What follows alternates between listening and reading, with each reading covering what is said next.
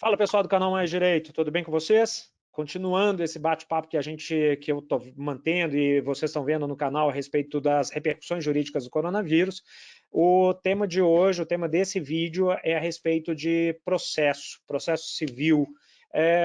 Os processos vão ser suspensos, não vão, se você tiver que obter uma medida liminar, você vai conseguir ou não vai, você vai ter que protocolizar alguma coisa ou não, enfim, existem várias portarias que foram publicadas pelos variados órgãos, pelos variados tribunais de justiça, e para poder conversar sobre esse assunto, eu consegui reunir uma turma que é simplesmente espetacular.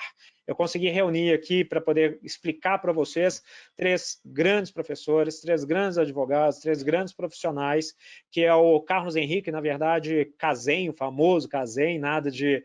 pouca gente, eu não sei se todos conhecem como Carlos Henrique, mas Cazem, que é o famoso mesmo, o Bernardo Câmara e a Gisele Cury, que vai conversar um pouco conosco a respeito desse assunto. Então, vamos ouvi-lo? Vamos lá?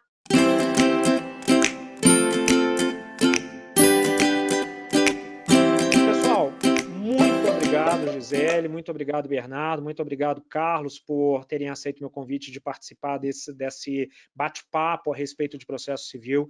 Tem muita gente em dúvida. Na verdade, muitos estão assim, o que está acontecendo hoje com o judiciário do ponto de vista, os processos estão em curso, não estão parados, não estão.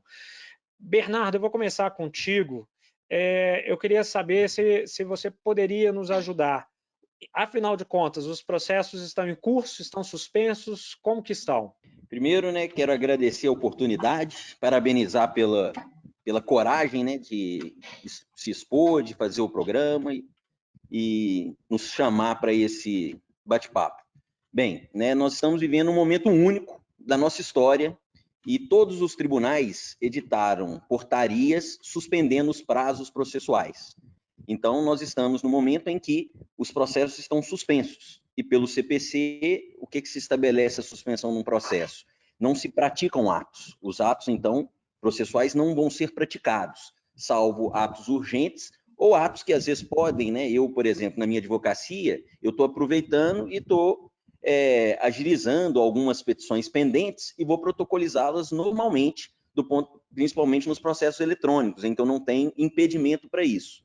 Não obstante o processo estar suspenso, eu posso fazer esse protocolo, porque não há também nulidade sem prejuízo, né? Se o ato não for gerar nenhum efeito no sentido de dar prejuízo a outra parte, que aí eu teria que aguardar o retorno do andamento processual para poder, então, me manifestar. Então, a verdade é que hoje, em razão dessa situação excepcional, os tribunais editaram portarias suspendendo os prazos processuais. Bernardo, muito obrigado. Gisele, algum complemento em relação à pergunta, à resposta do Bernardo?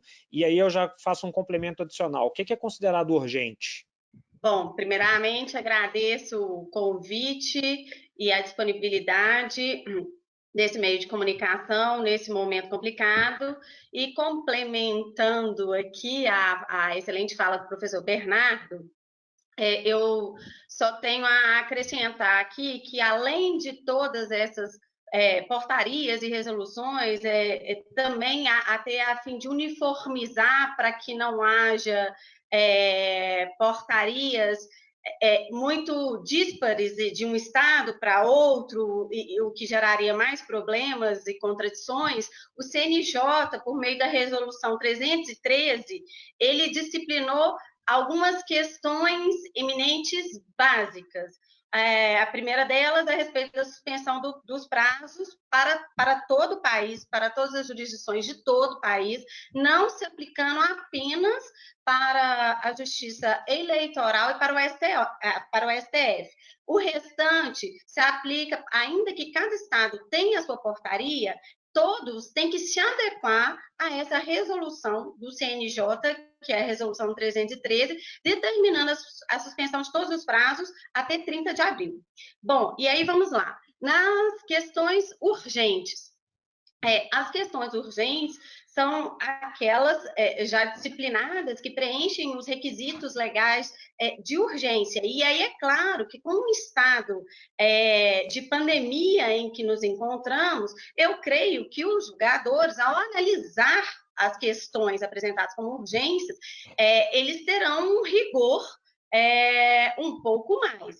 E aí, nesse período, o que poderia, né, e o que funcionaria como plantão extraordinário que os juízes teriam e desembargadores teriam que despachar e decidir, né? Bom, seriam várias questões, como habeas corpus, mandado de segurança, todas as medidas liminares de antecipação de tutela, de qualquer natureza, que esteja prevista ali na nossa esfera, na esfera civil, né, no CPC, inclusive no que tange aos juizados, que também se aplica a questão das medidas de urgência. Além disso, vai também algumas questões da esfera penal, como busca e apreensão, também uma questão muito interessante, pedidos de alvará, que muitos advogados e estagiários já me questionaram se poderia ser feito pedido de alvará durante esse período de suspensão dos prazos. E se os juízes, então, os desembargadores deveriam despachar? Sim, devem. E aí há uma preferência pela questão, né, porque já que não há atendimento presencial, e sim o atendimento especialmente focado de forma remota e tecnológica, né? Aí no período aqui em Minas, no período de 11 às 5, né, que funcionaria uma pessoa de plantão em cada sessão e secretaria, mas aí para expedir alvarás eletrônicos, né, que está sendo deferido nesse período. Legal. Muito obrigado, Gisele. Cazem, agora vamos contigo. A Gisele já comentou conosco alguma coisa ali relacionado à urgência. Primeiro, se você tem algum complemento em relação à urgência, e aí eu já vou fazer uma pergunta que eu tenho recebido, que a gente sabe que se trata de suspensão, mas eu acho interessante esclarecer isso para o público em geral, como é que vai funcionar a contagem dos prazos a partir do encerramento da suspensão. Você pode nos explicar esses dois pontos? Primeiro, ver se tem algum complemento e explicar essa parte do cômputo dos prazos, Cazem? Sim, boa noite, Franco. Boa noite, Bernardo, Gisele. É uma satisfação enorme aí participar desse grupo e dessa discussão. Só complementando a resposta do Bernardo e da professora Gisele, há um grande receio por parte dos advogados, né, porque o CNJ, ao disciplinar nessa resolução que a professora Gisele citou, a questão da suspensão dos prazos, ela deixou ainda uma discricionariedade enorme para que os tribunais possam agir de forma a especificar quais são os atos ou não que cada um dos tribunais pretende suspender e aqueles que eles entendem urgentes. Em que pese, alguns desses atos são unânimes na questão da urgência, como habeas corpus, mandado de segurança, tutelas provisórias, outros ficam a cargo dos tribunais para poderem ser efetivamente deliberados. Há uma discussão também na parte penal, só para complementar, sobre a questão da audiência de custódia, que também aflige os advogados, porque os presos não estão realizando essas audiências de custódias e muitas vezes essas audiências são necessárias para a liberação dos advogados, dos imputados penais aí, enfim, só para ressaltar que ainda há uma lacuna bastante grande sobre isso nos tribunais. Uma segunda questão que é importante frisar é que, em que pese o CNJ tenha dito, né, sobre estes pontos, né, sobre as tutelas provisórias, habeas corpus, mandado de segurança, que são medidas urgentes que devem ser definidas em caráter urgente, os tribunais não vêm respeitando de forma correta esta resolução do próprio CNJ, o que causa uma certa insegurança também por parte da advocacia com relação ao cumprimento desses prazos. né, nós estamos um pouco ainda receosos com essa situação. Bom, agora, passando para a pergunta, a questão da suspensão dos prazos envolve efetivamente a seguinte questão. Quando ocorre um ponto que suspende o prazo, ali se interrompe, se evita a contagem do prazo, e após o término do período de suspensão, que será agora dia 30 de abril, agora não, né, daqui um mês, haverá a contagem pelo prazo remanescente. Portanto, se nós já havíamos contado um prazo há 5 dias apenas de um prazo e houve a suspensão, e esse prazo seria de 15 dias, após a suspensão nós teríamos ainda mais 10 dias para a contagem do prazo. Isso, obviamente, dá uma tranquilidade maior para os advogados poderem se adequar ou antecipando, como disse o professor Bernardo, para poder efetivamente já garantir e praticar os atos de forma antecipada, né, evitando assim a perda do prazo. Então, portanto, a suspensão paralisa-se a contagem, depois que se encerrar o período de suspensão, o prazo volta a contar pelo tempo que faltar. Você comentou, Cazem, que há uma certa incompatibilidade entre tribunais e a resolução do CNJ. E aí essa pergunta vai para quem quiser responder. Se essa incompatibilidade, com certeza vai colocar muitos dos advogados com aquela interrogação na cabeça, né? O que eu faço?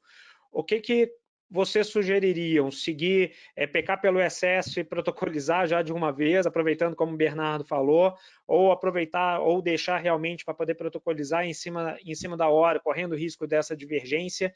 E aí, já dentro disso, essa divergência, se efetivamente acontecer, qual o cuidado que o advogado deve tomar para não correr risco de perder prazo? Vamos lá, vou responder aqui. Franco, para o advogado, um erro que é muito grave, que é perder prazo. Então, na minha advocacia, eu não corro riscos.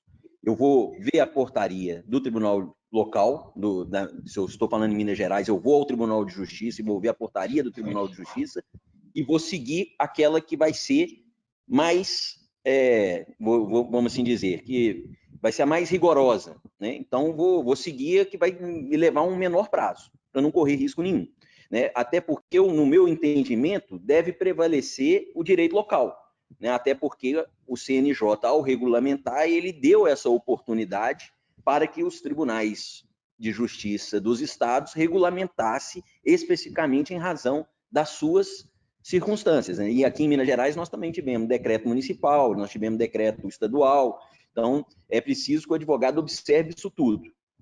E sempre que ele peticionar, caso ele, após o término desse prazo de suspensão, ele juntar o documento normativo que enseja a prorrogação desse prazo. Então, ele vai fazer uma petição e vai se valer da portaria do Tribunal de Justiça, anexe à portaria a petição que ele vai instruir, né? Eu também vou aproveitar a fala e dizer que é importante que a advocacia saiba. A professora Gisele falou que está entre as medidas de urgência que não sofrerão o impacto da suspensão o levantamento de alvarás. E, nesse particular, em especial, a OAB de Minas Gerais, através da sua diretoria, designou um setor dentro da OAB para apoiar o advogado e auxiliar na obtenção desses alvarás. Com o CPC 15, nós, como professores, sabemos que o CPC 15 inovou e criou a possibilidade de transferência eletrônica em substituição ao alvará físico. E isso está funcionando em Minas Gerais e está funcionando de uma forma muito eficiente.